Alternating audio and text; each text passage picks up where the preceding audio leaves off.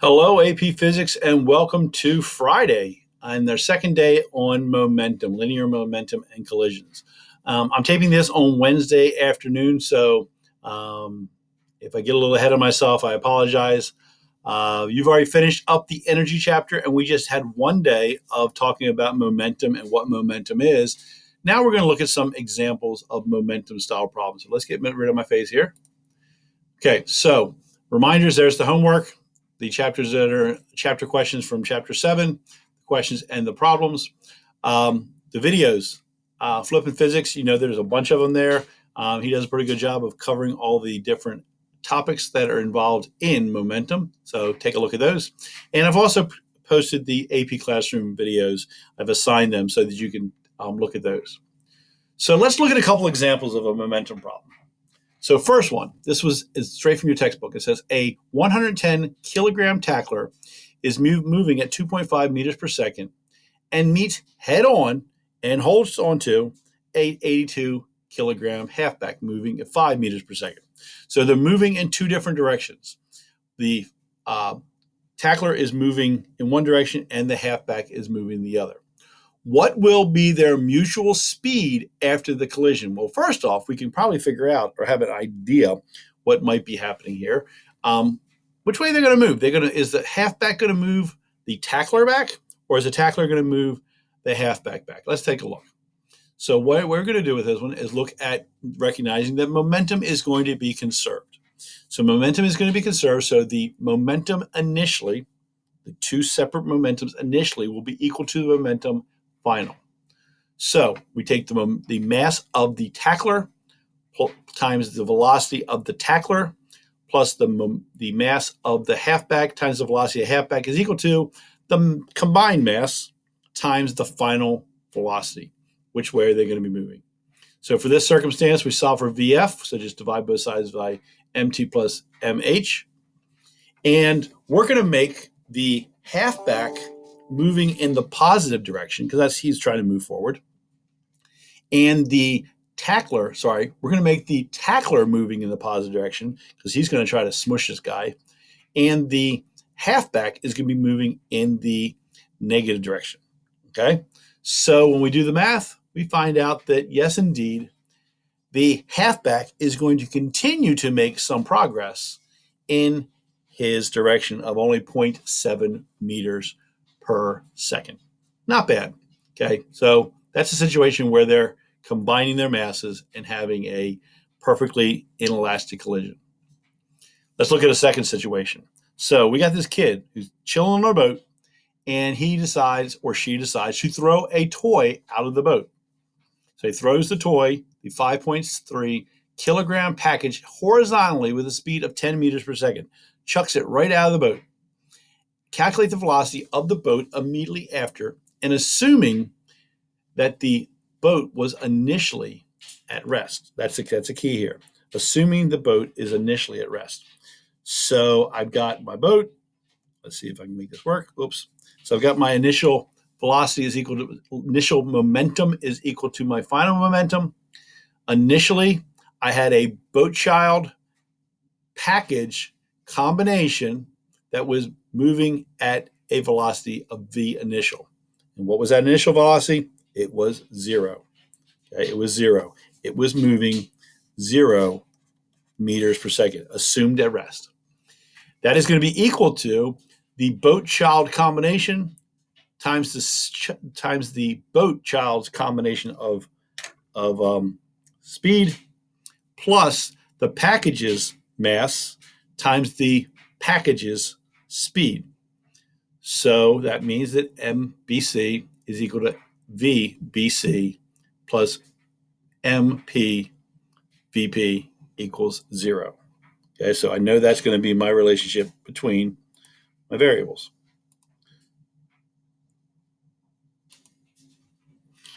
So after that, we're going to go ahead and just solve for the velocity of the boat-child combo. How fast is the boat-child combo going to go? So it's negative mass of the package times velocity of package divided by the mass of the boat-child combo. Put the numbers in. Now, there's a negative sign there, and we're going to call the direction that the child through the package be the positive velocity. So you're going to be throwing it one way. And when you do the math, you find that obviously the boat moves the opposite way, but not nearly as much speed, not nearly as great a velocity, because of course the boat child combo is significantly greater in size than the package they threw out. Okay, so that's using momentum and conservation of momentum. Let's look at collisions. So there are two main categories of types of collisions. There are inelastic and they're elastic. Inelastic means that there's going to be a some loss of energy. Okay, the kinetic energy is going to be lost. They're going to have a collision take place, and they're going to bounce off, and they're going to have a different total kinetic energy in the end. Within that category, a subset is a perfectly inelastic collision. The tackler and the halfback, that was a perfectly inelastic collision. The objects physically stick together. Okay, so that's like the extreme side. Okay, that's where you're going to have a definite loss of kinetic energy. On the other side is elastic collisions. Pretty unrealistic. Probably the closest we come to that is a billiard ball. When you're playing pool on a table, the billiard ball is so hard and doesn't deform hardly at all that all you do is have a loss of energy through the sound, the click sound, but that is really close. So momentum and kinetic energy are conserved there. Okay, always going to have momentum conserved, but momentum and kinetic energy are conserved in an elastic collision. And then, of course, we throw in a category at the bottom of actual. Most collisions fall somewhere in between.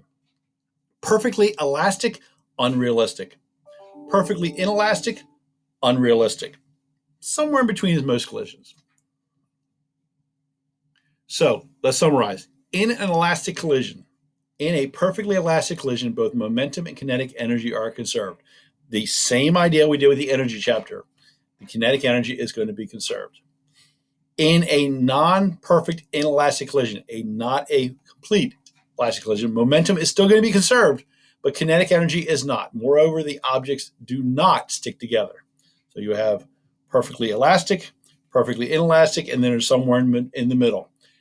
Always momentum is going to be conserved. Kinetic energy is not. In a perfectly inelastic collision where they do combine mass, the momentum is going to be conserved, but again, the kinetic energy is not. But the two objects stick together, so their final velocity is going to be the same. In a non-perfect inelastic collision, the final velocities of the two objects are going to be different, and there's going to be some loss of energy. Now, with that being said, we're going to focus a lot on perfect elastic and perfectly inelastic. Do they stick together or do they bounce off one another? And again, in the wonderful world of physics, we're going to assume that it's one way or the other. So, elastic and perfectly inelastic collisions are limiting cases. They are not normal, but they do tend to be the emphasis on the AP exam. Momentum is always conserved, period. Big letters, ta-da. Okay, so let's look at some perfectly inelastic collisions. When two objects stick together after the collision, they've undergone a perfectly inelastic collision. So I throw a wad of gum at Kyle, and it sticks to Kyle's head. Okay, going to stick.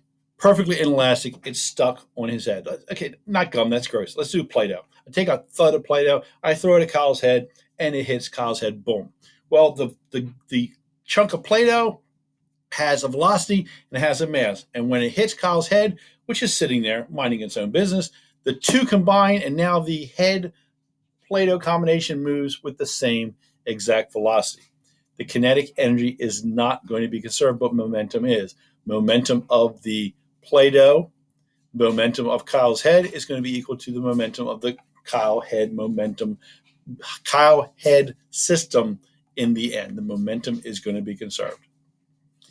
So let's look at an example. Got an SUV. It has a mass of 1.8 times 10 to the third kilograms. It's traveling eastbound at 15 meters per second. While a tiny little compact car, it looks like it's half the size, 9.0 times 10 to the second kilograms, is traveling westbound at 15 meters per second. This sounds like a bad idea. The cars collide head on and become entangled. Inelastic collision. Find the speed of the entangled cars after the collision. Find the change of velocity for each car. And then find the change in kinetic energy of the system consisting of both cars. Okay, so we want to see how much the kinetic energy changed in the end. Well, let's first worry about the momentum piece. What is the speed of the entangled cars after the collision? So first thing we need to do is recognize, as we have many, many times, that the momentum in the beginning of the two cars combined is going to be equal to the momentum of the two cars in the end. Momentum is going to always be conserved. So the mass of the first car times the initial velocity of the first car plus the mass of the second car times the initial velocity of the second car will be equal to the mass combo times the final velocity. So when solving for final velocity, momentum of car 1 initial plus momentum of car 2 initial divided by the total mass. And when we plug the numbers in for the mass of the cars and the speeds of the cars, we get that the final velocity is going to be going positive. So that larger SUV, which was going in a positive direction, is going to push. It's going to hit, crunch, and carry the car, the blue car, backwards at a speed of 5 meters per second. Okay, second, find the change of velocity for each car. Well, that's easy. We're simply going to take and find out how much each car changed in speed. So car 1, the final velocity is 5 meters per second. Final minus initial is change. Car 1 is final minus initial, which means final velocity was 5 meters per second in the positive direction. And the initial velocity was 15 meters per second in the positive direction. So it slowed down 10 meters per second. What about car number 2? Well, car number 2 was going negative direction. It was going in the negative direction, 15 meters per second. And now it's going in the positive direction of 5 meters per second. So the final is positive 5 minus a minus 15 gives you a positive 20 change. It changes speed 20 in the forward direction according to the green car. And the final question is to determine the change in kinetic energy of the system. So initially, the kinetic energy of the system, get down there, move, cursor, come on, you know you want to move. There we go. Initially, the kinetic energy is 1/2 mv squared plus 1/2 mv squared. So if I put in the mass of the first car times the initial velocity of the first car plus squared plus 1/2 mass of the second car times the velocity squared of the second car, I get that I initially had a total energy of 3.04 times 10 to the fifth joules of energy. Both cars had a pretty healthy amount of energy. In the end, I had 1/2 mv squared for the first car.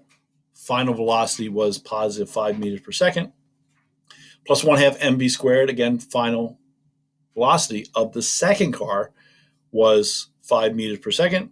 I plug those numbers in, I get 3.38 times 10 to the fourth. So I've lost almost 20%. No, I've lost 90%, almost 90% of the energy in the process. Where'd that go? Where'd that energy go? Well, you had to use some energy to deform the cars. You had to use some energy for the smashing sound. More than anything else is the crumple effect, the bumper moving and changing and crumpling and the metal moving. All that requires energy. That energy came from the total kinetic energy that the system had in the beginning. Crumple, crumple, crumple. It all went into crumpling the vehicles. Okay, so SUV versus a compact car. But a total change of energy of negative. So I've lost, again, that's like almost 90% of the energy, right? Okay. So more about elastic collisions. Well, in elastic collisions, this is where it becomes fun. both the kinetic energy and the momentum is conserved. So now we have another equation we can use to help us figure out our couple variables. Momentum initially equals momentum final, and the total kinetic energy initially equals the total kinetic energy final. That doesn't happen. So, as I say here, is typically when you have two unknowns. Maybe you don't know the masses, maybe you don't know the velocity, maybe you know one velocity, you know the other mass. Somehow you have two unknowns in the mess. Momentum is a vector, so it has direction. Make sure you stay consistent with your choices of velocity vectors, which way is positive, which way is negative. Okay? It doesn't matter, the direction of the velocity doesn't matter in the kinetic energy because you're going to square it. So that doesn't matter, but make sure for the momentum equations, like we've seen already, that we have a conservation of momentum. So we go ahead and reserve the opportunity to have two equations to work together. So a simpler equation to use can be used in place of the kinetic energy equation, might be just simply to get rid of all the 1/2s.